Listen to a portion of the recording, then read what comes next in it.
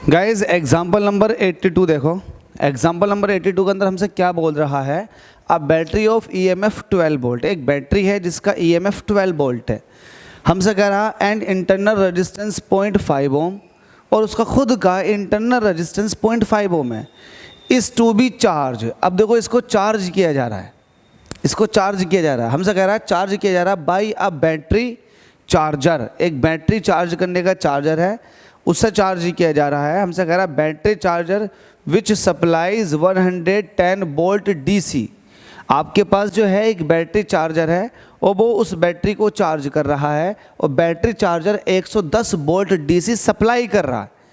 अब मुझे एक बात बताओ, लेट अस सपोज कि आपके पास ये चार्जर है, बैटरी चार्जर, तो आपने चार्जर को यहाँ रख दिया और ये चार्जर बैटरी को चार्ज करेगा। तो लेट अस सपोज कि बैटरी वो ये है, इसको चार्ज करेगा, ठीक है, इसको चार्ज करेगा। चार्जर ये है और बैटरी है। आगे को देखो, आगे देख लेते हैं कुछ और भी कह रहा है क्या।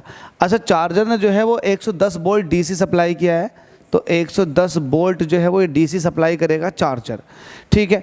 अब यहाँ पर 0.5 ओम इंटरनल रेजिस्टेंस दे रखा है। किसका दे रखा है इंटरनल रेजिस्टेंस? सेल का या फिर बैटरी का।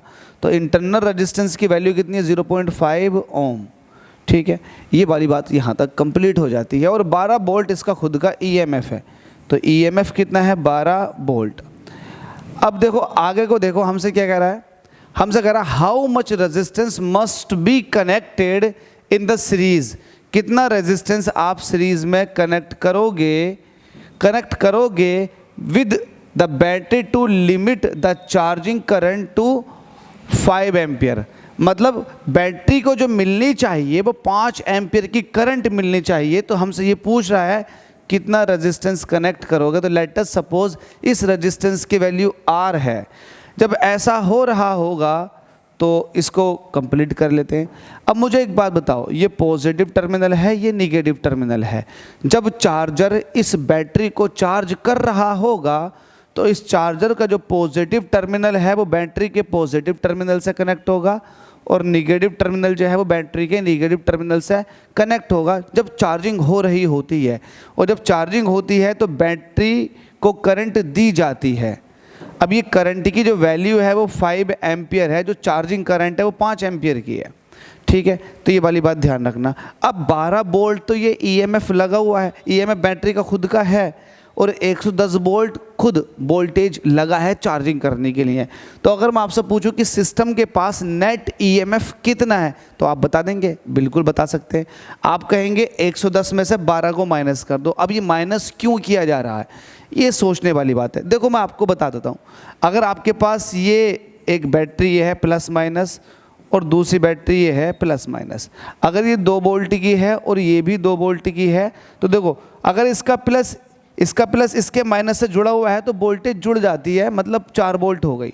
लेकिन अगर एक बैटरी का प्लस और दूसरी बैटरी के माइनस, देखो इस वाली बैटरी का प्लस और ये माइनस ये प्लस, अगर इस वे में 2 बैटरी कनेक्ट हो जाती हैं और एक का वोल्टेज 110 है और एक का वोल्टेज 12 वोल्ट है, तो ये फिर घट जाती है। क्यों घट जाती हैं? देखो इसकी ताकत है इधर को करंट निकालने की, जबकि इसकी है ताकत इधर को करंट निकालने की। तो ये डोमिनेट करेगी, इसका पोटेंशियल ज़्यादा है तो ये डोमिनेट करेगी। लेकिन नेट ईएमएफ की बात करोगे तो 110 में से 12 को माइनस करना ही पड़ेगा। क्यों करना पड़ेगा? क्योंकि प्लस प्लस से कनेक्ट है, माइनस माइनस से कनेक्ट है, मतलब एक बैटरी की पोलैरिटी जस्ट अपोजिट है। तो इस वजह से नेट ईएमएफ की बात करोगे तो 110 माइनस 12 मतलब 98 वोल्ट हो जाएगा। वैसे ही सिनेरियो कुछ यहाँ पर है। ये चार्जर है जिसकी वोल्टेज 110 है और ये है ईएमएफ बैटरी का 12 वोल्ट का। तो भाई 110 वोल्ट ज़्यादा है, 12 वोल्ट कम है, पॉजिटिव से कनेक्ट है तो घट जाएगा। जब वोल्टेज घटाओगे तो बैठेगा कितना वोल्टेज? तो नेट ईएमएफ लिखोगे। यहाँ पर लिख देते हैं सॉल्यूशन। आप बात करेंगे नेट ईएमएफ की, तो नेट ईएमएफ कितना हो जाएगा? 110 में से माइनस कर दोगे 12 को तो वैल्यू आ जाएगी 98 वोल्ट, ठीक है। तो ये नेट ईएमएफ है, ये नेट ईएमएफ है। आपसे पूछा क्या गया था? आपसे पूछा गया है what will be the potential difference across the terminals of the battery. Battery के जो टर्मिनल हैं यहाँ पर पोटेंशियल ड्रॉप या फिर पोटेंशियल डिफरेंस बताओ। बैटरी के टर्मिनल्स पर पूछा गया है। किस पे? बैटरी के टर्मिनल्स पे। आपसे ये नहीं पूछ रहा है कि लोड रेजिस्टेंस पे बताओ, बैटरी के टर्मिनल पे। तो ठीक है, बता देंगे। अब यहाँ पर पहले आर की वैल्यू को फाइंड आउट करने की कोशिश करो। जब आप चार्जिंग करते हो और आर की वैल्यू फाइंड आउट करना चाह रहे हो तो आपको पता है आर कैसे निकालोगे। सिंस वी नो दैट जो ईएमएफ है E dash is equal to हो जाएगा, ये जब ईएमएफ की बात चल रही है ईएमएफ इज इक्वल टू हो जाएगा कितना, जल्दी से बताओ। ईएमएफ इज इक्वल टू हो जाएगा, अगर सिर्फ मैं इसकी बात करूँ, यहाँ पर करंट निकालना चाहूँगा या फिर यहाँ के आर की बात करूँगा, तो आपको सिंपल सा पता है ईएमएफ इज इक्वल टू होता है V प्लस के आई आर, या फिर आप एक काम ऐसा कर लें, ये होता है करंट इनटू टोटल रेजिस्टेंस। अब टोटल रेजिस्टेंस इंटरनल वाला है प्लस एक्सटर्नल वाला है, ये होता है। ठीक है, अब ई डैश कितना निकल कर आया 98।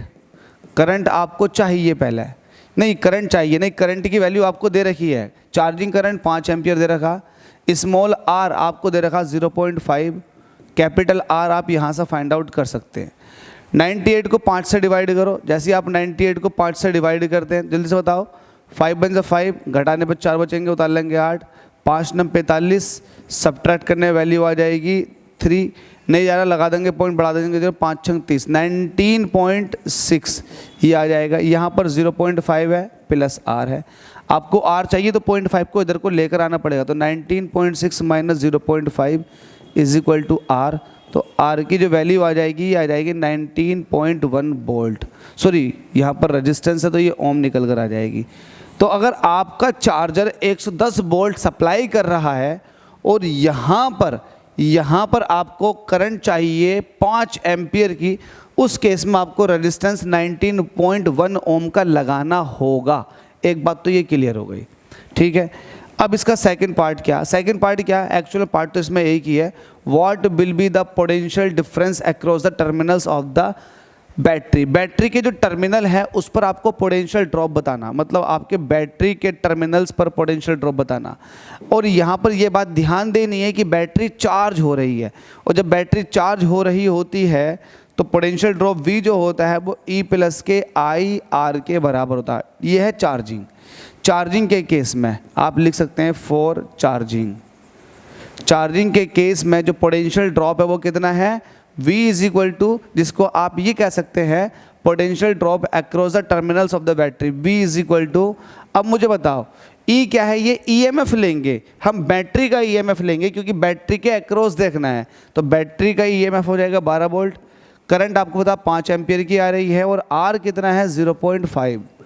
बस इसको देख लो, 5 पंजे 25 से 2.5 हो जाएगा। 2.5 में जब 12 जोड़ोगे तो आ जाएगा 14.5 वोल्ट।